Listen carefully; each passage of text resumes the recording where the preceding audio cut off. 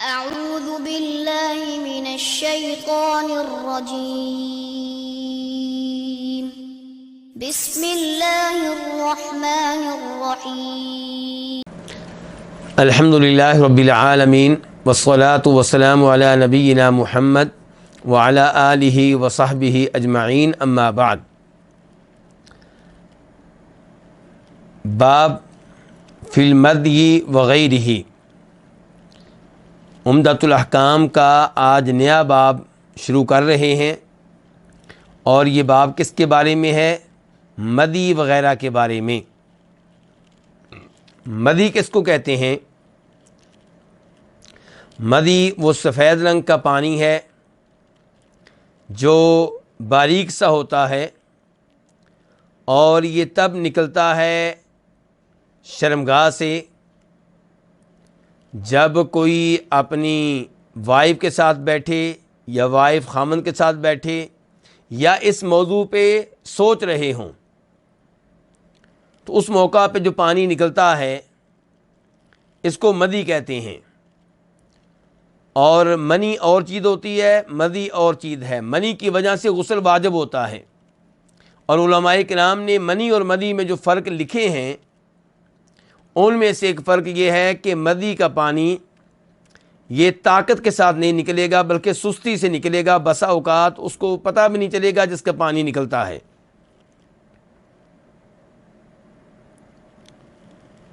تو اب یہ مسئلہ ہم کیوں پڑھتے ہیں؟ تاکہ پتہ چلے کہ طہارت کے لحاظ سے اس کے کیا احکام ہیں۔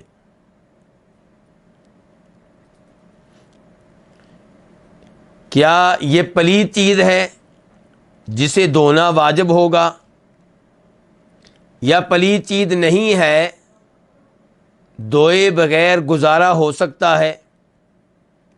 کیا مدی کے نکلنے سے وضو ٹوٹ جائے گا یا پہلا وضو برقرار رہے گا؟ یہ وہ امور ہیں جن کی وجہ سے یہاں پہ یہ باب قائم کیا گیا ہے۔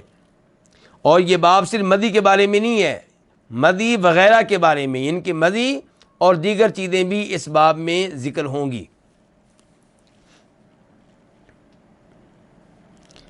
تو حدیث نمبر 23 عن علی بن ابی طالب رضی اللہ عنہ، روایت ہے امیر المؤمنین جناب علی بن ابو طالب رضی اللہ تعالی عنہ سے۔ جناب علی کون ہیں؟ ہمارے چوتھے خلیفہ راشد ہیں۔ نبی علیہ الصلوۃ والسلام نے جب یہ اعلان کیا تھا کہ اللہ نے مجھے نبی بنا کر بھیجا ہے، تو جو لوگ آپ پہ شروع ہی میں ایمان لے آئے تھے ان میں سے ایک امیر المؤمنین جناب علی تھے، لیکن یہ بچے تھے۔ ابو بکر صدیق رضی اللہ عنہ بڑے تھے اور امیر المؤمنین جناب علی بچے تھے۔ یہ نبی علیہ الصلوۃ والسلام کے رشتہ داری میں کیا لگتے ہیں؟ آپ کے چچا کے بیٹے ہیں، بلکہ نبی علیہ الصلوۃ والسلام نے انہی کے گھر میں تربیت پائی ہے۔ جناب علی کے والد ابو طالب نے ہی نبی علیہ السلام کو پالا پوسا ہے، لیکن اس وقت جناب علی دنیا میں موجود نہیں تھے۔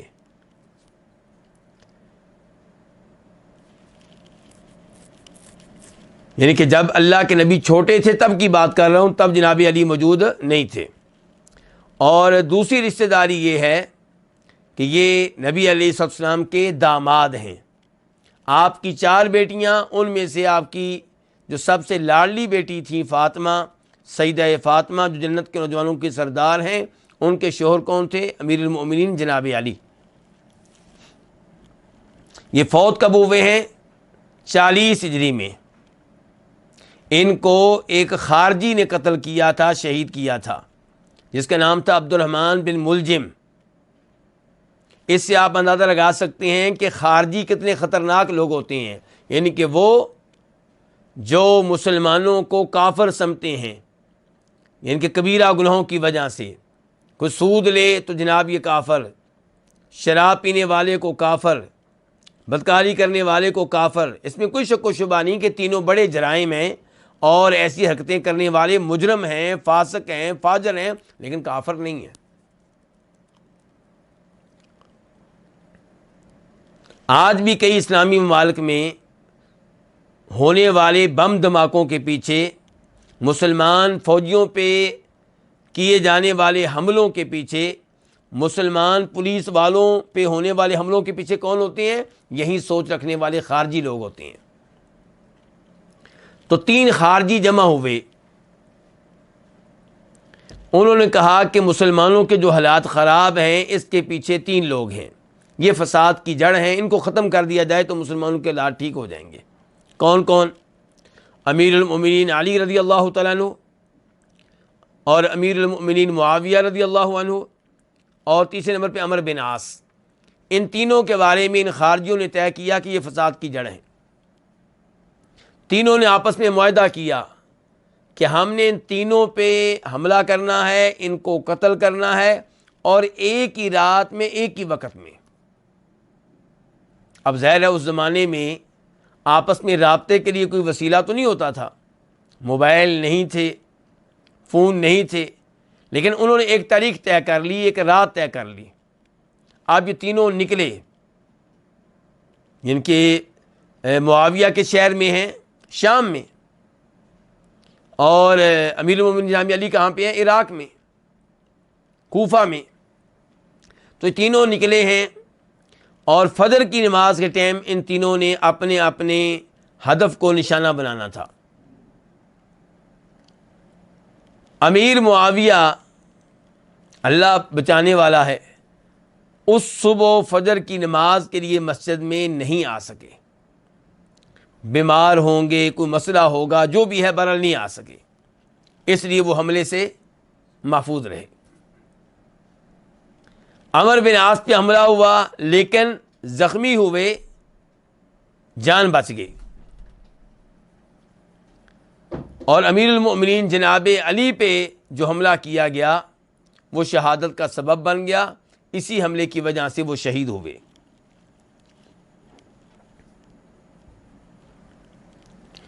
تو یہ ہے امیر المؤمنین جناب علی۔ بہت سی احادیث روایت کرتے ہیں، نبی علیہ الصلوۃ والسلام ان کو بہت اہمیت دیتے تھے، اور یقیناً ان کا اسلام میں بہت بڑا مقام و مرتبہ ہے۔ ان کو یہ اعزاز حاصل ہے کہ ان کے بارے میں فرماتے ہیں نبی علیہ الصلوۃ والسلام کہ جو علی سے محبت کرے گا وہ مومن ہوگا، اور جو ان سے بغض رکھے گا وہ منافق ہوگا۔ لیکن محبت سے مراد کون سی محبت ہے؟ شرعی محبت، جو شریعت کے مطابق ہو۔ اگر کوئی محبت کا دعویٰ کر کے ان سے دعائیں کرتا ہے، ان کو مشکل کشا سمجھتا ہے، تو شریعت ایسی محبت کو نہیں مانتی۔ یہاں پہ تو نبی علیہ الصلوۃ والسلام اپنی ذات کے بارے میں بھی غلو سے منع کرتے ہیں کہ میری شان بیان کرتے ہوئے، میرا احترام کرتے ہوئے، میرا ادب کرتے ہوئے حد سے آگے نہیں بڑھنا، چاہے جائے کہ کوئی جناب علی کے بارے میں غلو کا مظاہرہ کرے۔ تو یہ ہے جی علی رضی اللہ تعالی عنہ۔ قال، انہوں نے کہا، کنت رجلا مذاء، میں ایسا شخص تھا جسے بہت زیادہ مزی آتی تھی۔ فاستحییت ان اسأل رسول اللہ صلی اللہ علیہ وسلم لمکان ابنتہ منی، تو میں نے حیا محسوس کی اس بات میں کہ نبی علیہ الصلوۃ والسلام سے سوال کروں۔ حیا کیوں محسوس کی؟ آپ کی بیٹی کے ہونے کی وجہ سے، منی میرے پاس، یعنی کہ آپ کی صاحبزادی فاطمہ میری وائف ہیں، اور میں مزی کے بارے میں سوال کروں تو اچھا نہیں لگتا، مناسب نہیں لگتا۔ اس سے کیا پتہ چلا کہ انسان میں شرم و حیا ہونی چاہیے، لیکن شرم و حیا کو دین سیکھنے میں رکاوٹ نہیں بننا چاہیے۔ ایسا نہیں ہے کہ جناب علی شرمائے ہوں تو شرم کی وجہ سے مسئلہ معلوم ہی نہ کیا ہو، نہیں، مسئلہ معلوم کیا ہے، لیکن ذاتی طور پہ مسئلہ اللہ کے رسول سے نہیں پوچھا، کسی اور کی ڈیوٹی لگائی ہے صلی اللہ علیہ وسلم۔ تو بہرحال اسلام حیا کی حوصلہ افزائی کرتا ہے، اسلام چاہتا ہے کہ شرم و حیا برقرار رہے، اور کفار کیا چاہتے ہیں، شیطان کیا چاہتے ہیں کہ مسلمان بے حیا ہو جائیں، کوئی شرم و حیا باقی نہ رہے۔ جب شرم باقی نہیں رہے گی، حیا باقی نہیں رہے گی، تو پھر گناہ کرنے آسان ہو جائیں گے۔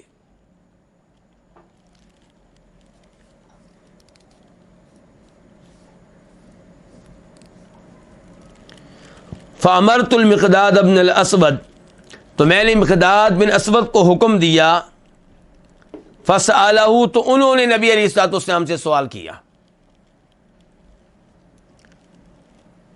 تو دیکھیں سوال کیا ہے، علم لیا ہے، مسئلہ پوچھا ہے۔ ہمارے ہاں کیا صورتحال ہے کہ لوگ گندی فلمیں دیکھیں گے، گندے ڈرامے دیکھیں گے، سارا دن گندی گفتگو کریں گے، لیکن عالم دین سے مسئلہ پوچھتے ہوئے شرم آئے گی۔ غسل جنابت کا طریقہ نہیں پوچھیں گے، منی مدی کے احکام کے بارے میں سوال نہیں کریں گے۔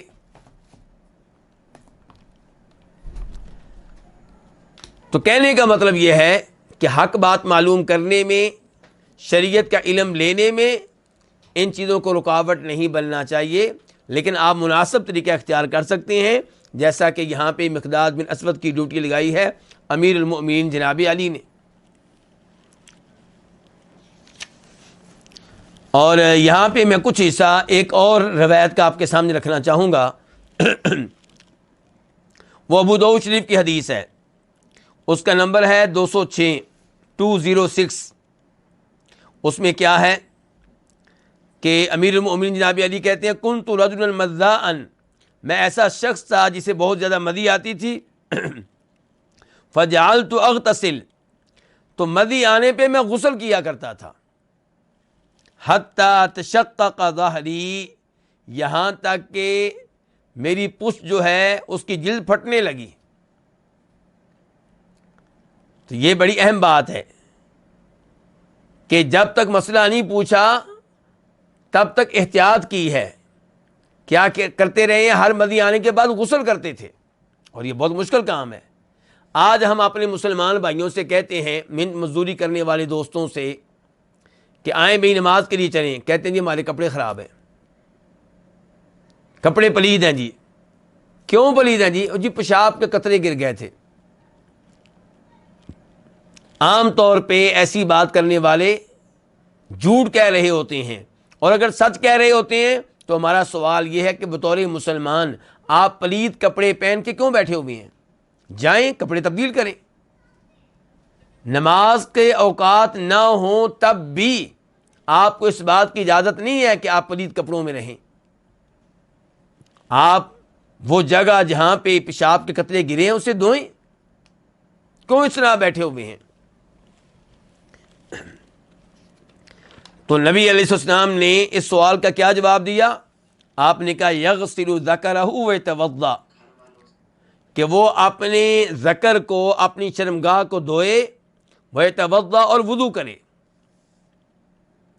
تو کتنی چیزیں بتائیں آپ نے؟ 2 چیزیں، نمبر 1 شرمگاہ کو دھونا، اور نمبر 2 وضو کرنا۔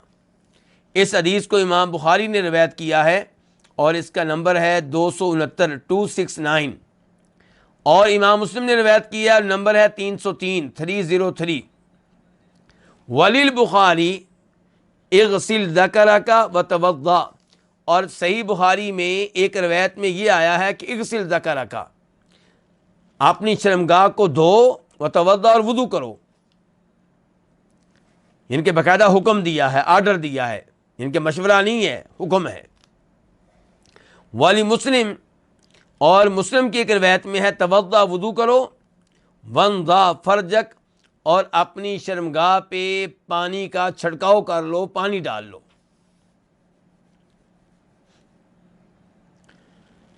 آئیے اب ہم دیکھتے ہیں اس حدیث سے کیا کیا مسائل معلوم ہوئے۔ نمبر 1 یہ پتہ چلا کہ مدی جو ہے وہ پلید ہے اور اس کو دھونا واجب ہے۔ شرمگاہ پہ لگے تو وہاں سے دھونا واجب ہے، کپڑے پہ لگے تو وہاں سے دھونا واجب ہے۔ اور یاد رہے کہ منی جو ہے اس کے بارے میں اختلاف ہے۔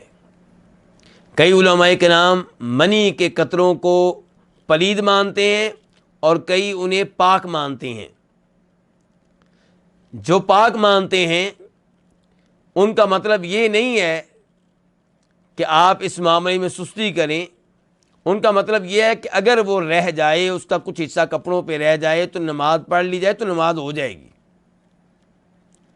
لیکن ظاہر ہے کہ ہم اسے بھی دھوئیں گے، اس کا بھی ازالہ کرنے کی کوشش کریں گے،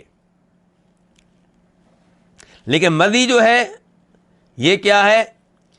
یہ پلید ہے، اور تقریباً اس پہ علماء کرام کا اتفاق ہے۔ دوسرے نمبر پہ مسئلہ معلوم ہوا کہ مذی سے وضو ٹوٹ جاتا ہے، اسی لیے اللہ کے نبی نے کیا کہا ہے کہ مذی کی وجہ سے شرمگاہ کو دھونا ہوگا اور وضو کرنا ہوگا۔ تیسرے نمبر پہ یہ پتا چلا کہ شرمگاہ کو دھونا واجب ہے مذی کے نکلنے کے بعد، مذی کے قطروں کے نکلنے کے بعد۔ چوتھے نمبر پہ پتا چلا کہ مذی کی وجہ سے غسل کرنا واجب نہیں ہے، اور اس بات پہ علماء کرام کا اتفاق ہے کہ مذی کی وجہ سے غسل واجب نہیں ہوگا۔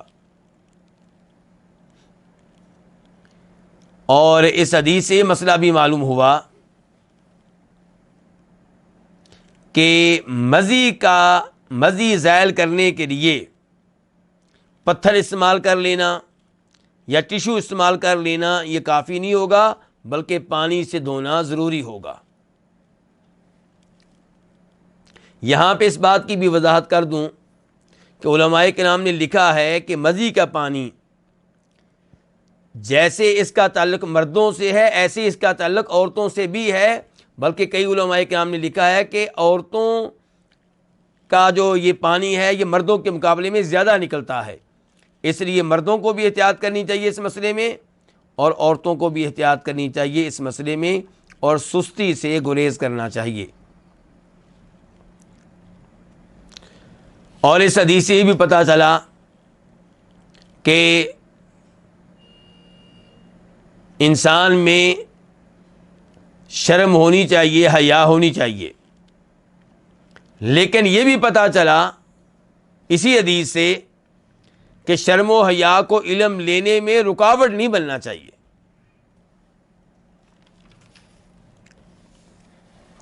اب ہم بڑھتے ہیں حدیث نمبر 24 کی طرف۔ 24 عن عباد بن تمیم، عباد بن تمیم سے روایت ہے۔ عباد بن تمیم انصاری مازنی، یہ روایت کرتے ہیں اپنے چاچو سے، عن عبداللہ بن زید بن عاصم المازنی، عبداللہ بن زید بن عاصم المازنی یہ بھی انصاری ہیں، اور عبداللہ بن زید کے والد زید بن عاصم بھی صحابی ہیں، عبداللہ بھی صحابی، ان کے والد زید بن عاصم بھی صحابی، دونوں صحابی ہیں۔ عبداللہ بن زید جو ہیں ان کی احادیث جو انہوں نے روایت کی ہیں ان کی تعداد 48 ہے، 48۔ یہ احد کی لڑائی میں شریک ہوئے ہیں، بدر کی لڑائی میں شریک ہوئے ہیں، اور 63 ہجری میں یہ فوت ہوئے ہیں۔ یہاں پہ ایک بات آپ نوٹ کریں گے کہ میں نے کہا تھا کہ عباد بن تمیم روایت کر رہے ہیں اپنے چچا سے۔ اچھا دیکھیے، عباد بن تمیم کے والد کا نام کیا ہے؟ تمیم، اور یہ روایت کر رہے ہیں عبداللہ بن زید بن عاصم سے، اور عبداللہ کے والد کا نام کیا ہے جی؟ زید۔ تو یہ ذہن میں رہے کہ عبداللہ جو ہیں یہ تمیم کے بھائی ہوئے، لیکن بھائی ماں کی طرف سے ہیں، یعنی کہ باپ کی طرف سے نہیں ہیں۔ تو قال، یہ کہتے ہیں کون؟ عبداللہ بن زید، شکی الی النبی صلی اللہ علیہ وسلم الرجل یخیل الیہ انہ یجد الشیء فی الصلاۃ، نبی علیہ الصلوۃ والسلام سے شکایت کی گئی اس آدمی کی، یخیل الیہ، جسے یہ شک پڑتا ہے، جسے یہ خیال آتا ہے کہ انہ یجد الشیء فی الصلاۃ، کہ وہ نماز میں کسی چیز کو پاتا ہے، کسی چیز کو محسوس کرتا ہے۔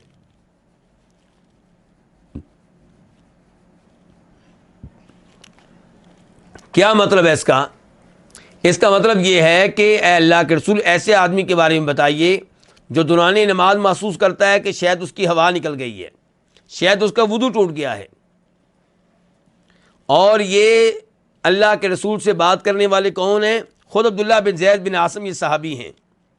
کس کے بارے میں بات کی گئی ہے اس کا تذکرہ نہیں ہوا، لیکن بات کرنے والے بہرحال عبداللہ بن زید ہیں۔ تو نبی علیہ الصلوۃ والسلام نے کیا جواب دیا؟ آپ نے کہا لا ینصرف، ایسا شخص نماز سے نہ پھرے، نماز کو منقطع نہ کرے، نماز کو نہ توڑے، حتی یسمع صوتا، یہاں تک کہ وہ آواز سن لے، او یجد ریحا، یا وہ بدبو کو محسوس کر لے، پا لے۔ اس حدیث کو روایت کرنے والے امام بخاری، اور وہاں پہ اس کا نمبر ہے 137 137، اور امام مسلم وہاں پہ اس کا نمبر ہے 361 361۔ یہاں پہ ایک سوال پیدا ہوتا ہے کہ نبی علیہ السلام نے کہا ہے کہ جس کو شک ہو کہ اس کی ہوا نکلی ہے وہ جلدی نہ کرے نماز توڑنے میں، بلکہ وہ تب نماز توڑے جب اسے آواز سنائی دے ہوا نکلنے کی، یا اسے بدبو اس کے ناک تک پہنچے، بدبو اگر وہ سونگھتا ہے تب وہ نماز کو توڑے۔ میرا سوال یہ ہے کہ اگر کوئی آدمی بہرا ہو تو اس کا کیا بنے گا؟ اس کو تو آواز نہیں آئے گی۔ اور کئی لوگ ایسے ہوتے ہیں جو بدبو محسوس نہیں کرتے۔ چلیں ایسا آدمی ہے جو بہرا بھی ہے اور بدبو بھی محسوس نہیں کرتا، اس کا کیا حکم ہوگا؟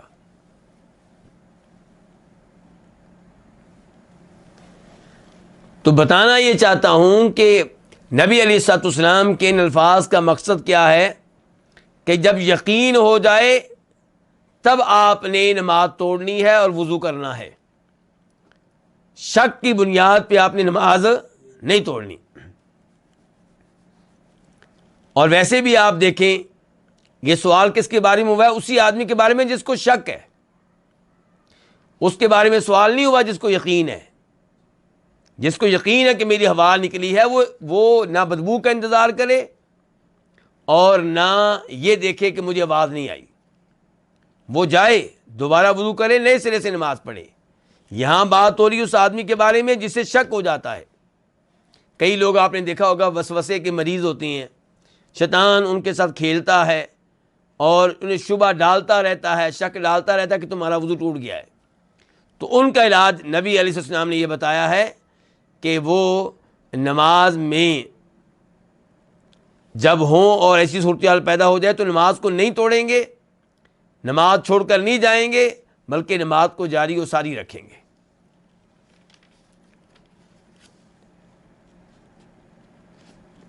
یہ حدیث کو عام حدیث نہیں ہے، یہ ایسی حدیث ہے جس نے ہمیں کئی اصول دیے ہیں۔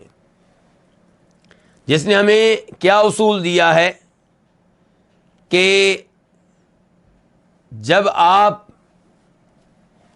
کسی یقین کے اوپر ہیں تو وہ یقین زائل نہیں ہوگا مگر کس کے ذریعے؟ کسی یقین کے ذریعے۔ آپ نے وضو کیا، آپ کو یقین ہے کہ میں نے وضو کیا، اب آپ کو شک ہو رہا ہے کہ اس کے بعد میں نے کہیں پیشاب تو نہیں کیا تھا، اس کے بعد کہیں میری ہوا تو نہیں نکلی، اس کے بعد کہیں میرے پیشاب کے قطرے تو نہیں نکلے۔ اچھا، وضو کا آپ کو کیا ہے؟ یقین، اور یہاں پہ کیا ہو رہا ہے؟ شک۔ تو آپ کے بارے میں شریعت کا فتویٰ یہ ہوگا کہ آپ اپنے وضو پہ ہیں۔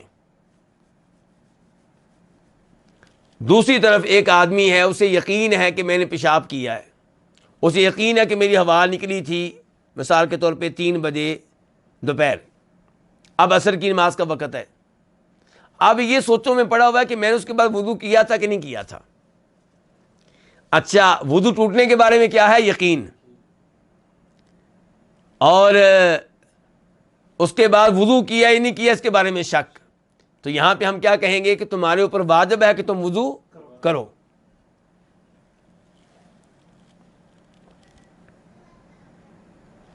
ایسے ہی آپ نماز کی طرف آ جائیں، نماز کی رکعتوں کی طرف۔ آپ کو شک ہو رہا ہے کہ میں نے 3 رکعتیں پڑھ لی ہیں کہ 4 پوری ہو گئی ہیں، شک، یقین نہیں، شک ہے آپ کو، تو اب ہم کیا کہیں گے کہ 3 پڑھی ہے یہ یقینی بات ہے، چوتھی کے بارے میں شک ہے، تو اب کیا کرو، چوتھی رکعت پڑھو۔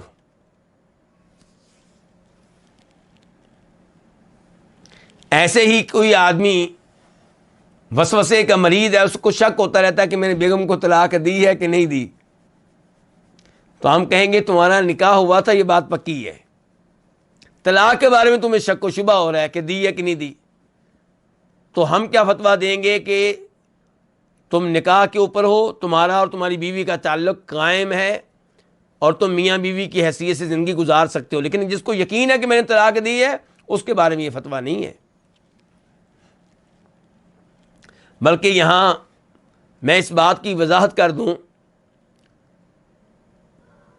کہ اگر میاں بیوی میں اختلاف ہو جائے طلاق کے مسئلے میں، بیوی کہتی ہے کہ اس نے طلاق دی ہے، وہ کہتا ہے میں نے طلاق نہیں دی، تو اب کیا ہوگا؟ یہ سوال ہے آپ لوگوں سے۔ تو یہاں پہ دعویٰ کون کر رہی ہے؟ بیوی۔ اس سے کہا جائے گا ثبوت لے کر آؤ، گواہ لے کر آؤ کہ اس نے طلاق دی ہے۔ یہ کون کہے گا؟ قاضی کہے گا، جج کہے گا۔ اب امید یہی ہے کہ اس کے پاس ثبوت نہیں ہوگا، جبکہ وہ اللہ سے ڈرنے والی ہے، اس کو یقین ہے کہ اس نے مجھے طلاق دی ہے، اور خاوند فائدہ اٹھا رہا ہے گواہ نہ ہونے کا اور جھوٹ کہہ رہا ہے۔ اب ظاہر عدالت تو ظاہر کے مطابق فیصلہ دے گی، عدالت تو یہی فیصلہ دے گی کہ طلاق نہیں ہوئی، تم میاں بیوی ہو۔ تو علماء کرام ایسی عورت کو کیا مشورہ دیتے ہیں؟ وہ مشورہ دیتے ہیں کہ تو نے اس خاوند کو اپنے قریب نہیں آنے دینا، اس سے جان چھڑاؤ کسی بھی طریقے سے، مثال کے طور پہ خلا لے لو، کوئی ایسا طریقہ اختیار کرو جس کی وجہ سے بدکاری کے گناہ سے بچ جاؤ۔ ہاں اگر وہ یہ مانے کہ میں نے طلاق دی ہے، پھر رجوع کرے اور طلاق ابھی تک ایک ہوئی ہے تو ٹھیک ہے، بطور میاں بیوی زندگی گزار سکتے ہیں۔ تو اس حدیث سے کیا کیا مسائل معلوم ہوئے؟ پہلے نمبر پہ وہی اصول جس کا پہلے میں نے تذکرہ کیا ہے کہ بقاء ما کان علی ما کان۔ اس حدیث سے ہمیں یہ اصول معلوم ہوا کہ ہر چیز اپنی حیثیت پہ رہے گی جب تک کہ اس حیثیت سے آگے پیچھے ہونے کی دلیل نہ مل جائے۔ وضو ہے، وضو ہے، جب تک کہ یقین نہ ہو جائے کہ وضو ٹوٹا ہے۔ وضو ٹوٹا تھا، شک یہ ہے کہ وضو کیا تھا کہ نہیں کیا تھا، تو ہم کہیں گے اصل یہ ہے کہ آپ کا وضو ٹوٹا ہے اور ابھی تک آپ نے وضو نہیں کیا۔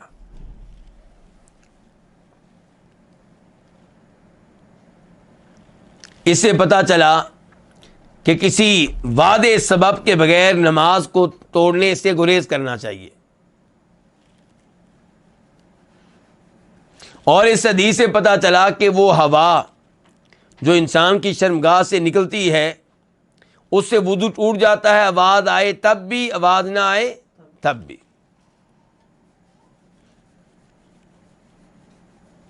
البتہ جو وسوسے کا مریض ہے، جو شک کا مریض ہے، اس سے یہ کہا گیا ہے کہ تو نے نماز اس وقت تک نہیں توڑنی جب تک کہ تجھے یقین نہ ہو جائے کہ میرا وضو ٹوٹا ہے۔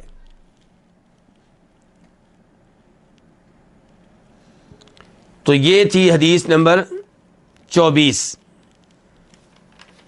اس حدیث سے بھی پتہ چلا کہ صحابہ کرام کو کس قدر فکر رہا کرتی تھی اپنی طہارت کی، اپنے وضو کی اور اپنی نمازوں کی۔ تو ہمیں چاہیے کہ ہم بھی فکر کریں، ٹینشن لیں اپنی نماز کی، اپنی طہارت کی۔ اب منتقل ہوتے ہیں حدیث نمبر 25 کی طرف۔ 25 عن ام قیس بنت محصن الاسدیہ، روایت ہے ام قیس بنت محصن الاسدیہ سے، یعنی کہ ان کا تعلق اس قبیلے سے ہے، اسد قبیلے سے۔ اور یہاں پہ یہ وضاحت کر دوں، ہمارے ہاں یہ رواج شروع ہو چکا ہے کہ شادی کے بعد عورت کا قبیلہ بھی تبدیل ہو جاتا ہے، برادری اور کاسٹ بھی تبدیل ہو جاتی ہے۔ یعنی کہ مثال کے طور پہ ایک لڑکی راجپوت نہیں ہے اس کا خامد اپنے نام کے ساتھ کیا لکھتا ہے؟ راجپوت، کیونکہ وہ راجپوت ہے، اور یہ لڑکی راجپوت نہیں ہے، شادی کے بعد کیا کرے گی؟ راجپوت لکھے گی اپنے ساتھ، جبکہ یہ غلط ہے۔ لڑکی کا قبیلہ، اس کا خاندان وہی رہے گا جو اس کے والد صاحب کا خاندان ہے، جبکہ سعودی عرب میں یہ دیکھا گیا ہے کہ لڑکی اپنے نام کے ساتھ اپنے والد کی فیملی اور خاندان قبیلے کے لفظ کو استعمال کرتی ہے۔ تو یہاں پہ قیس کون ہے؟ اسدیہ ہیں۔ اچھا، یہ قیس جو ہیں یہ ان عورتوں میں سے ہیں جو شروع میں مسلمان ہو گئی تھی مکہ میں، اور پھر ان کو یہ اعزاز حاصل ہے کہ انہوں نے اللہ کے لیے مکہ چھوڑا، کیونکہ مکہ اس زمانے میں کافروں کا شہر تھا، اسے چھوڑا اور مدینہ شفٹ ہوئیں، مدینہ منتقل ہوئیں، عورت ہونے کے باوجود اتنا عظیم کارنامہ۔ ان کی کنیت تو ہے قیس، تو ان کا نام کیا ہے؟ راج قول یہ ہے کہ یہی ان کا نام ہے، یہی ان کی کنیت ہے، اور ان کی احادیث کی تعداد 24 ہے، 24۔ اور ان کا ایک بڑا تعارف یہ ہے کہ یہ ایک مشہور صحابی کی بہن ہیں، کس کی بلا؟ عکاشہ بن محصن کی۔ عکاشہ بن محصن کون ہیں؟ مجھے امید ہے کہ آپ کو یاد آ چکے ہوں گے۔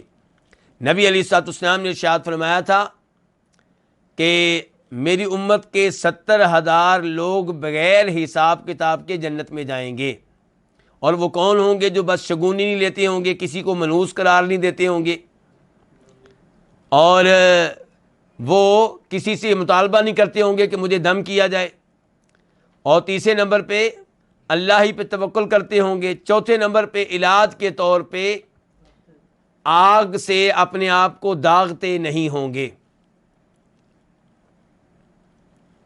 تو عکاشہ بن محصن کھڑے ہوئے تھے، تب انہوں نے کہا تھا اللہ کے رسول علیہ السلام دعا کیجیے کہ اللہ تعالیٰ مجھے بھی ان 70,000 خوش نصیبوں میں شامل کر دے۔ تو آپ نے کہا تھا کہ تو انہی میں سے ہے۔ تو یہ عکاشہ جو ہے ان کی بہن ہے قیس۔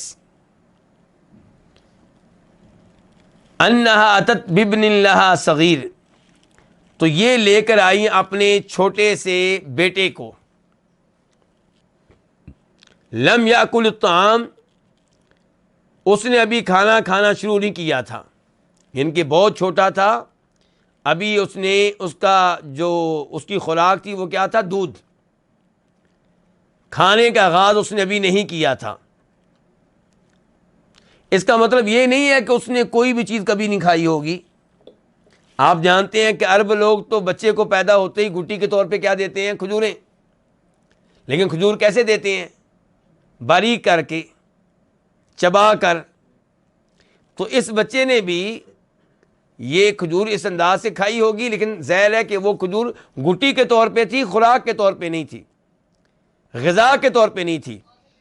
تو یہ جو قیس ہیں اپنے بیٹے کو لے کر آئی ہیں، چھوٹا بیٹا ہے، لم یاکل الطعام، اس نے کھانا کھانا ابھی شروع نہیں کیا، لے کر آئی ہیں کہاں پہ؟ الی رسول اللہ صلی اللہ علیہ وسلم، اپنے بیٹے کو لے کر آئی ہیں نبی علیہ الصلوۃ والسلام کے پاس۔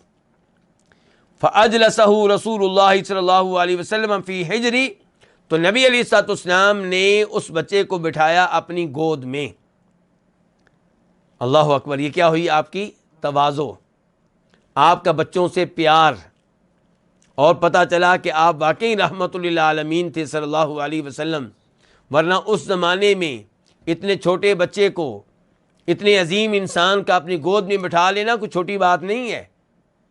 اس زمانے میں کیا کہنا چاہتا ہوں کہ جب بچے کو پیمپر لگے نہیں ہوتے تھے، یعنی کہ آپ اپنی گود میں بٹھائیں گے تو کیا کر دے گا؟ پیشاب کر دے گا۔ کئی لوگ تو آج بھی بچوں کو نہیں پکڑتے، اپنے بیٹے کو نہیں پکڑتے، لیکن نبی علیہ الصلوۃ والسلام کو دیکھیے، تو آپ نے اس بچے کو اپنی گود میں بٹھایا، فبال علی ثوبہ، تو اس نے آپ کے کپڑوں پہ پیشاب کر دیا۔ فدعا بماء، تو آپ نے پانی طلب کیا، پانی منگوایا۔ فنضحہ علی ثوب، تو اس پانی کا چھڑکاؤ کیا کس پہ؟ اپنے کپڑوں پہ، اپنی چادر پہ، اپنی ثوب پہ۔ ولم یغسلوا، اور اسے دھویا نہیں، چھڑکاؤ کیا دھویا نہیں۔ اس حدیث کو روایت کی امام بخاری نے، نمبر ہے 223 اور امام مسلم نے نمبر ہے 287 وفی حدیث عائشہ ام المؤمنین، اور ام المؤمنین سیدہ عائشہ کی حدیث میں یوں آیا ہے کہ ان رسول اللہ صلی اللہ علیہ وسلم اتی بصبی، کہ نبی علیہ الصلوۃ والسلام کے پاس ایک بچہ لایا گیا، فبال علی ثوبہ، تو اس نے آپ کے کپڑے پہ پیشاب کر دیا، فدعا بماء، آپ نے پانی طلب کیا، فاتبعہ ایاہ، تو اس پانی کو اس پیشاب والی جگہ پہ لگایا۔ ولی مسلم، اور مسلم شریف میں یہ ہے کہ فاتبعہ بولہ، تو اس پانی کو اس پیشاب کے پیچھے استعمال کیا، یعنی کہ جہاں پیشاب لگا تھا وہاں پہ وہ پانی کا چھڑکاؤ کیا، پانی کو ڈالا، ولم یغسلہ، اور اس کپڑے کو دھویا نہیں۔ یہ جو سیدہ عائشہ والی حدیث ہے، پہلی تھی ام قیس کی، اور اب ہے سیدہ عائشہ والی حدیث، اس کا نمبر کیا ہے بخاری میں 222 اور مسلم شریف میں اس کا نمبر کیا ہے 286 اور یہاں پہ اس حدیث سے تعلق رکھنے والی ایک اور حدیث میں آپ کے سامنے رکھنا چاہوں گا، جو ہماری کتاب کا حصہ نہیں ہے، عمدۃ الاحکام کا حصہ نہیں ہے، لیکن تاکہ ہم اس موضوع کو اچھی طرح سمجھ سکیں وہ حدیث میں آپ کے سامنے رکھنا چاہوں گا۔ وہ حدیث ہے ابو داؤد شریف کی اور نمبر ہے 375 ابن ماجہ کی نمبر ہے 522 اس حدیث میں یہ ہے کہ سیدنا حسین بن علی رضی اللہ تعالیٰ عنہما، انہوں نے پیشاب کر دیا نبی علیہ الصلوۃ والسلام کی گود میں۔ کس نے؟ حسین رضی اللہ عنہ، جن سے ہم سب محبت کرتے ہیں، جو سیدہ فاطمہ اور امیر المؤمنین جناب علی کے لاڈلے بیٹے ہیں، اور آپ علیہ الصلوۃ والسلام کے نواسے ہیں، اور آپ کہا کرتے تھے حسن و حسین میری دنیا کے پھول ہیں۔ انہوں نے پیشاب کر دیا ہے نبی علیہ السلام کی گود میں۔ اس سے یہ مسئلہ بھی معلوم ہوا کہ نبی علیہ الصلوۃ والسلام بھی بشر تھے اور حسین بھی بشر تھے۔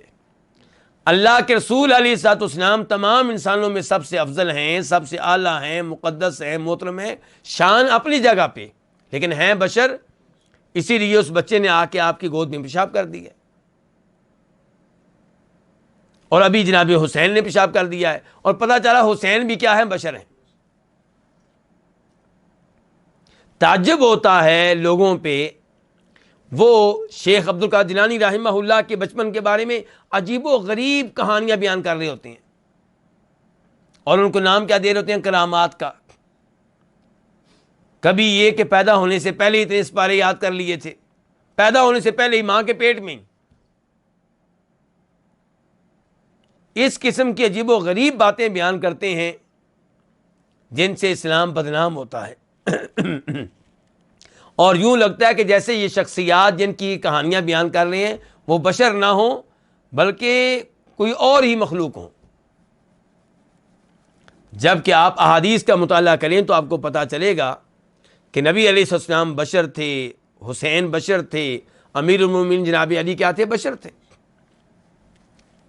دیکھیں نا، پچھلی حدیث جب ہم نے پڑھی ہے کہ مزی کا پانی کثرت سے آتا ہے، اور چونکہ عالم الغیب نہیں تھے، مسئلہ نہیں جانتے تھے، کیا کر رہے ہیں؟ بار بار غسل کر رہے ہیں، اور غسل کر رہے ہیں تو ان کی جلد کیا ہے؟ پھٹنا شروع ہو گئی ہے، یعنی کہ اپنی اس مشکل کا حل نہیں کر سکے، یعنی کہ اپنی جلد کو پھٹنے سے نہیں بچا سکے۔ اور پھر جناب علی کو دیکھیں، شہید ہوئے ہیں، میں بتا چکا ہوں پہلے، عبد الرحمن ملجم کے ہاتھوں، اپنے آپ کو قتل ہونے سے نہیں بچا سکے، اپنے بیٹے حسین کو نہیں بچا سکے، حسین اپنے آپ کو نہیں بچا سکے۔ تو معلوم کیا ہوتا ہے کہ یہ سب کیا ہیں؟ بشر ہیں۔ تو یہ حدیث ابھی جو تیسری بیان کر رہا ہوں، جس کا عمدۃ الاحکام سے کوئی تعلق نہیں ہے، کہ حسین رضی اللہ عنہ نے اللہ کے نبی علیہ السلام کی گود میں پیشاب کر دیا، تو لبابہ بنت حارث کہنے لگیں کہ اللہ کے رسول علیہ السلام آپ کو اور کپڑا پہن لیں اور اپنی چادر مجھے دیں، میں دھو دیتی ہوں. تو آپ نے کہا تھا انما ينزہ من بول الذکر ویغسل من بول الانثی، کہ اگر پیشاب کرنے والی لڑکی ہو تو تب کپڑے کو دھویا جائے گا، اور اگر پیشاب کرنے والا بچہ ہو، لڑکی نہ ہو بچی نہ ہو بلکہ بچہ ہو، تو پھر پانی کا چھڑکاؤ کیا جائے گا. تو اب خلاصہ کلام کیا ہوا؟ خلاصہ کلام یہ ہے کہ بچے کا پیشاب پلید ہوتا ہے، چاہے بچے نے ابھی کھانا کھانا شروع نہ کیا ہو. لیکن اگر کھانا کھانا شروع نہیں کیا، اس کی غذا صرف دودھ ہے، تو پھر جو بچہ ہے اس کے پیشاب کی وجہ سے پانی کا چھڑکاؤ کر لینا کافی ہوگا، اچھی طرح دھونا ضروری نہیں ہوگا. اور اگر بچی ہے تو اس کے پیشاب کو دھونا ضروری ہوگا. علماء کرام سے جب پوچھا گیا یہ فرق کیوں، تو انہوں نے یہ بتایا ہے کہ لڑکی کا جو پیشاب ہے وہ زیادہ گاڑھا ہوتا ہے، اور بچے کا جو پیشاب ہے وہ اتنا گاڑھا نہیں ہوتا، تو اس کا معاملہ کچھ ہلکا ہے. ویسے دونوں کا پیشاب کیا ہے؟ پلید ہے.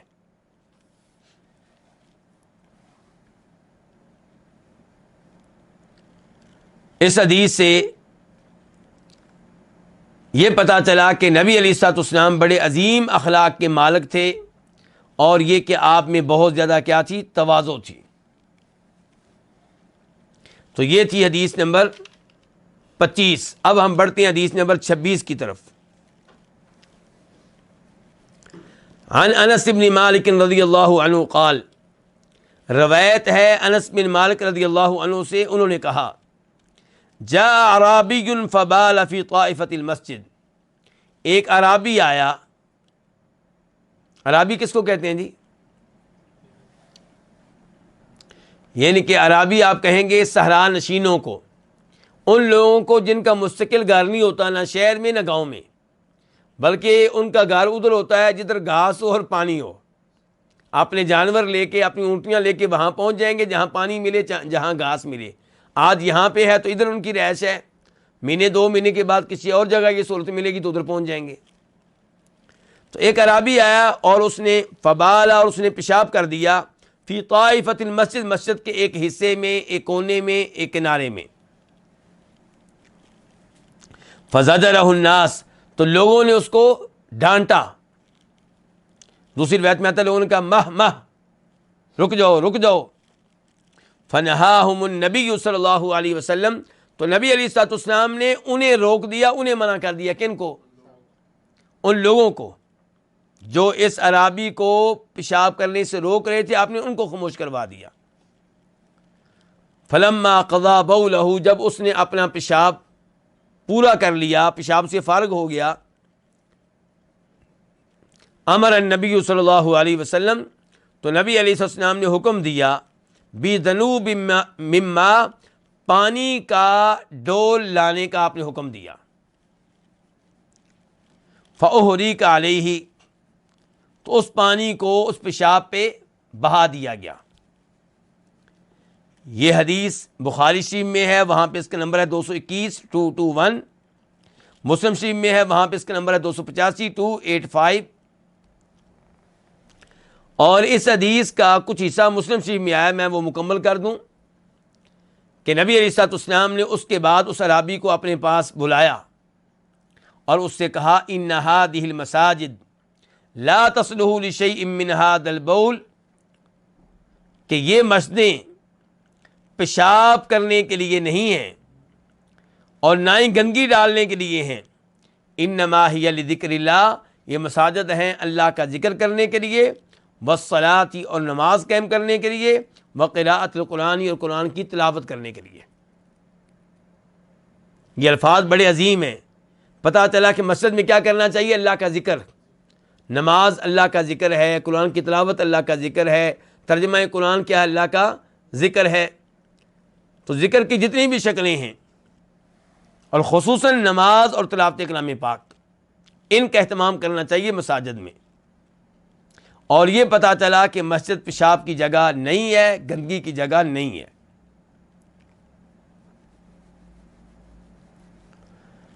حدیث میں ایک لفظ آیا تھا ذنوب۔ ذنوب کس کو کہتے ہیں؟ بڑے ڈول کو جو پانی سے بھرا ہوا ہو۔ اور فہوری کا اسے بہا دیا گیا، کس کو؟ پانی کو، علیہ اس پہ، کس پہ؟ اس پیشاب پہ۔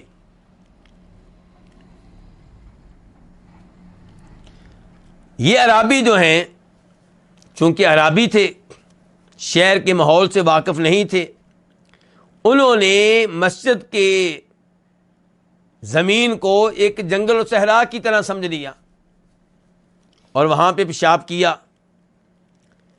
لیکن دیکھیے کہ نبی علیہ الصلوۃ والسلام کا اخلاق، آپ نے بجائے اس کے اس عرابی کو ڈانٹتے، آپ نے اپنے صحابہ کو ڈانٹا کہ کہا اس کو پیشاب کرنے سے نہ روکو، پیشاب کرنے دو۔ اور اس میں ایک حکمت بھی تھی کہ اگر اس کو روکا جاتا تو وہ بھاگتا تو اس کا پیشاب مسجد میں بکھر جاتا، تو آپ نے کہا اب اس کو پیشاب کرنے دو۔ اور اس میں یہ بھی حکمت تھی کہ اگر وہ پیشاب اس حالت میں روکتا تو وہ بیمار ہو جاتا، اس کی شرمگاہ میں کوئی نہ کوئی مسئلہ پیدا ہو جاتا۔ تو اب اس حدیث سے کیا مسائل معلوم ہوئے؟ نمبر ایک کہ زمین پہ اگر پیشاب ہو جائے تو اس کے اوپر پانی ڈال دیا جائے، پانی بہا دیا جائے، تو اس سے وہ زمین کیا ہو جائے گی؟ پاک ہو جائے گی۔ یہ ضروری نہیں ہوگا کہ آپ اس مٹی کو وہاں سے اٹھائیں اور اس کو کہیں پھینک کر آئیں۔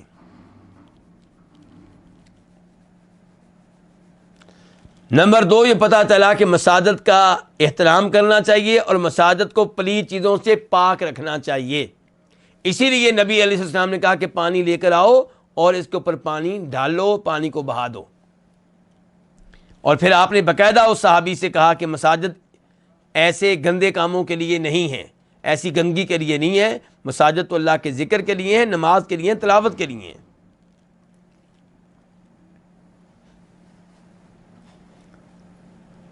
اور پتہ چلا نبی علیہ الصلوۃ والسلام کے عظیم اخلاق کا، آپ نے عرابی کو بڑی نرمی سے سمجھایا ہے اور اسے برا بلا نہیں کہا، اسے گالیاں نہیں دیں، اس کی پٹائی نہیں کی۔ آج اگر یہ کام ہو جائے کسی مسجد میں تو شاید ایسے شخص کا زندہ بچ کر جانا مشکل ہوگا، اس کا مسجد سے جنازہ نکلے گا۔ اور پتہ چلا کہ اللہ کے نبی علیہ السلام کتنے حکیم تھے، آپ میں کتنی حکمت تھی، اخلاق بھی اور حکمت بھی، کہ آپ نے کہا اب اس کو پیشاب کر لینے دو۔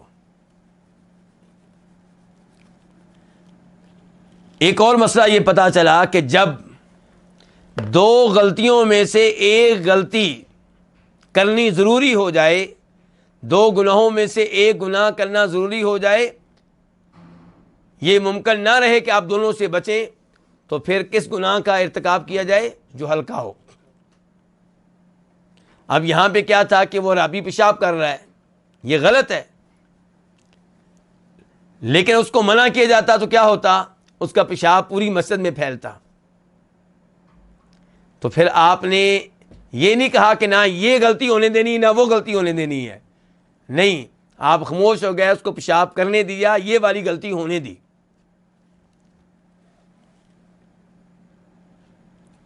اور علماء کرام اس حدیث سے یہ مسئلہ بھی اخذ کیا ہے کہ جو لوگ شہروں میں نہیں رہتے، آبادیوں میں نہیں رہتے، ان میں جہالت ہوتی ہے اور سختی ہوتی ہے، اس قسم کی عادات ان میں پائی جاتی ہیں۔ اور یہ بھی پتہ چلا کہ جو آدمی جاہل ہو اس کو پیار و محبت سے سمجھانا چاہیے۔ آدمی جاہل تھا، اس کو مسئلے کا علم نہیں تھا، ورنہ جن کو مسئلے کا علم ہو وہ ایسی غلطی کریں تو ان پہ ہلکی سختی بھی کی جا سکتی ہے، انہیں ڈانٹا بھی جا سکتا ہے۔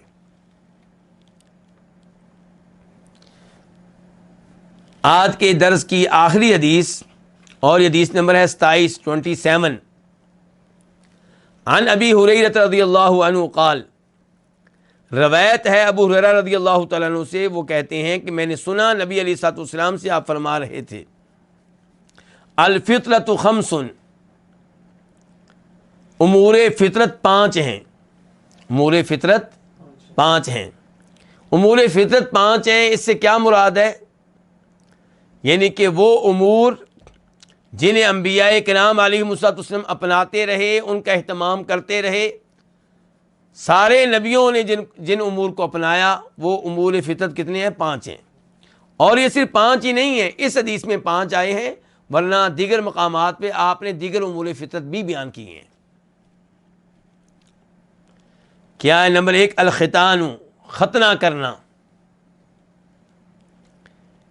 والاستحداد، اور زیر ناف بال صاف کرنا۔ ختنے کرنا یہ کس کے لیے ہوگا؟ لڑکے کے لیے، یعنی کہ اس کی شرمگاہ کے آخر میں کچھ گوشت زائد ہوتا ہے، اس کو کاٹ دیا جائے۔ اگر نہیں کاٹیں گے تو کیا ہوگا؟ وہاں پیشاب کے قطرے رکیں گے اور گندگی رہے گی، بڑے ہو کے نماز پڑھے گا تو پیشاب کے قطرے اس کی شرمگاہ میں موجود ہوں گے، اور ویسے بھی اس گوشت کے حصے کو نہ کاٹنا کئی بیماریوں کا سبب بنتا ہے، تو اس کو کاٹنے کے کئی فوائد ہیں۔ والاستحداد، زیر ناف بال صاف کرنا، اور یہاں پہ الفاظ آپ نے کیا استعمال کیے ہیں؟ الاستحداد، ان کے لوہا استعمال کرنا، یعنی کہ زیر ناف یعنی کہ جو شرمگاہ ہے اس پہ جو بال ہیں، اس کے دائیں بائیں جو بال ہیں، ان کو لوہے سے صاف کرنا۔ بتانا کیا چاہتا ہوں؟ بتانا چاہتا ہوں کہ عورتیں بھی اگر یہ بال اسرے سے صاف کرنا چاہیں، یا جو آج کل جدید ایسی چیزیں آئی ہیں جو مرد استعمال کرتے ہیں، میں پاؤڈر کی بات نہیں کر رہا، لوہے کی بات کر رہا ہوں، لوہے کی کئی شکلیں ہو سکتی ہیں، تو اسرا وغیرہ اگر عورتیں بھی استعمال کرنا چاہیں تو اس میں کوئی عرض نہیں ہے، کیونکہ دیکھا یہ گیا ہے کہ عورتیں سمجھتی ہیں کہ شاید ہمارے لیے جائز نہیں ہے۔ نہیں، حدیث میں ایک ہی لفظ آیا، مردوں کے لیے، عورتوں کے لیے۔ تو یہ بال کہاں کہاں سے صاف کرنے ہیں؟ مرد صاف کرے گا شرمگاہ کے اوپر سے اور شرمگاہ کے ارد گرد سے، اور یہی صورتحال کن کی ہے؟ عورتوں کی۔ لیکن یہ ضروری نہیں کہ آپ ناف سے شروع ہوں، یہ ضروری نہیں ہے۔ اصل میں علماء کرام شرم و حیا کے طور پہ یہ الفاظ استعمال کرتے ہیں کہ زیر ناف بال صاف کرنا، تو لوگ سمجھتے ہیں کہ شاید ناف سے ہی شروع ہونا ضروری ہے۔ ضروری نہیں ہے، ٹھیک ہے آپ وہاں سے صاف کر لیں، کوئی حرج نہیں ہے، لیکن جو ضروری ہے وہ شرمگاہ کے اوپر اور شرمگاہ کے ارد گرد جو متصل ہیں، جڑے ہوئے ہیں۔ وقص الشارب، اور مونچھیں کاٹنا، مونچھوں کے بال کاٹنا، بلکہ اس بارے میں ایک حدیث ہے ترمذی شریف کی، فرمایا نبی علیہ السلام نے کہ من لم یأخذ من شاربی فلیس منا، جو مونچھوں کے بال نہیں کاٹتا وہ ہم میں سے نہیں ہے۔ اس لیے مونچھوں کے بال کاٹنے چاہیے۔ آپ کی مونچھوں کے بال آپ کے منہ میں نہ داخل ہو رہے ہوں، آپ کے پانی کے گلاس میں نہ داخل ہو رہے ہوں۔ اور یہاں پہ وضاحت کر دوں کہ جناب عمر فاروق کے بارے میں مشہور ہے کہ ان کی مونچھیں بڑی بڑی تھی، تو کئی لوگ ان کی مونچھوں کو دلیل بناتے ہیں اور بڑی بڑی مونچھیں رکھ لیتے ہیں۔ تو اس کی کیا حقیقت ہے؟ یہ بات صحیح ہے کہ جناب عمر فاروق کے بارے میں کئی لوگوں نے ذکر کیا ہے کہ وہ اپنی مونچھوں کو بل دیتے تھے۔ کیا دیتے تھے؟ بل، مروڑتے تھے۔ تو کہتے ہیں اس کا مطلب ہے کہ ان کی مونچھیں بڑی بڑی تھیں، تو ہم بھی بڑی بڑی مونچھیں رکھ سکتے ہیں۔ پہلی بات تو یہ ہے کہ آپ حدیث کی طرف دیکھیں، نبی علیہ الصلوۃ والسلام کی طرف دیکھیں، یہاں پہ جناب عمر فاروق کی طرف نہ دیکھیں، کیونکہ ایک طرف اللہ کے رسول کی حدیث ہے، ایک طرف عمر فاروق، تو آپ کی طرف دیکھیں گے، حدیث کی طرف دیکھیں گے۔ دوسرے نمبر پہ عمر فاروق بال دیتے تھے مونچھوں کو۔ کبھی آپ نے کسی کو دیکھا ہے کہ ان بالوں کو بال دیتا ہو؟ وہ بال دے گا یہاں پہ آ کے، یعنی کہ جہاں پہ مونچھیں اور داڑھی کے بال کیا ہو رہے ہیں؟ جڑ رہے ہیں آپس میں۔ تو یہ جو یعنی کہ لبوں کے اوپر کے حصے کو بال نہیں دیا جاتا، بال دیا جاتا ہے یعنی کہ مونچھوں کے آخر میں دائیں سائڈ اور بائیں سائڈ کو، جہاں مونچھوں کے بال داڑھی کے ساتھ مل رہے ہوتے ہیں۔ تو آپ یہ کہہ سکتے ہیں کہ ان کے وہ بال جو ان کی مونچھوں کے آخر میں داڑھی سے مل رہے ہوتے تھے وہ بڑے ہوتے تھے. یہ آپ نہیں کہہ سکتے کہ ان کے وہ بال جو ہونٹوں کے اوپر تھے وہ بڑے ہوتے تھے.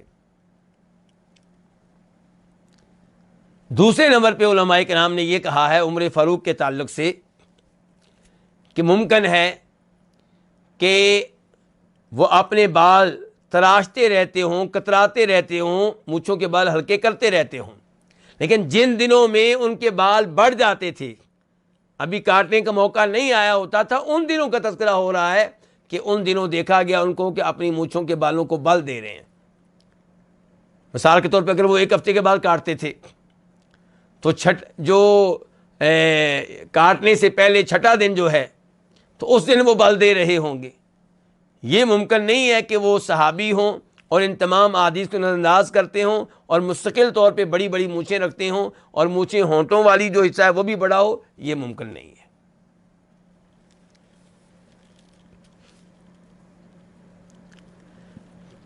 اس کے بعد ہے چوتھے نمبر پہ تقلیم الاظافر.